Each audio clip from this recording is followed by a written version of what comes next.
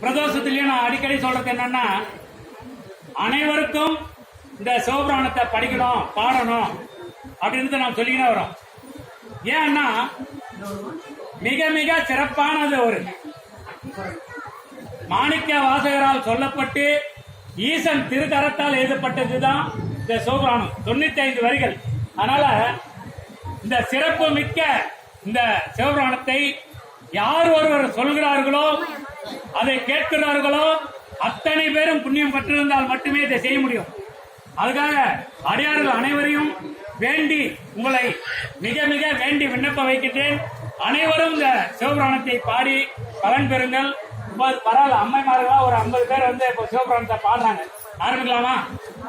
தொல்லை ரம்பிரவச்சோழும் தலைநேக்கு அல்லல் அறுத்து ஆனந்தம் ஆக்கியது எங்கோன் திருவாதகம் என்னும் தேன்.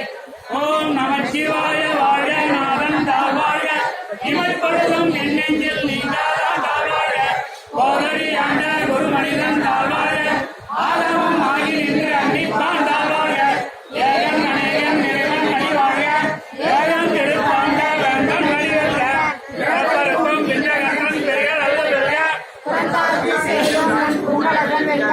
அரங்குவார் உம்மகளும் பொன்களர்கள் வெல்க சிறங்குவார் ஓங்கி வைக்கும் சீரோன்கள் வெல்க ஈசன் அடி போட்டு எந்த எடி போட்டு ஏசன் அடி போட்டு சிவன்கே எடி போட்டு சிவன் அடி போட்டு மாநில பிறப்பருக்கும் மன்னன் அடி போட்டு சீரா பெருந்துறையும் நல்லவன் அடி போட்டு ஆறாத இன்பம் அருளும் அடி போட்டு சிவனின் நிந்தனைகள்